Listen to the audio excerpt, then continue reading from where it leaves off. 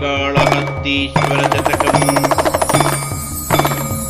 దివిజక్ష్మారుహధేనురత్న ఘనభూతిన్ ప్రస్ఫురద్రత్న సానువు నీవిల్లు నిధీశ్వరుండు సఖు డన్నోరాసి కన్యా విభుండు విశేషార్చకుడింక నీకెన్ఘనుండున్ గల్గునే నీవు చూచి విచారింపవు లేమిన్ వెవడుడుపున్ శ్రీకాళహస్తీశ్వరా.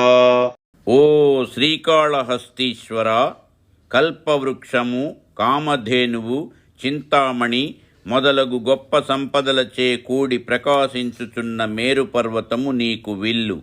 కుబేరుడు నీకు స్నేహితుడు.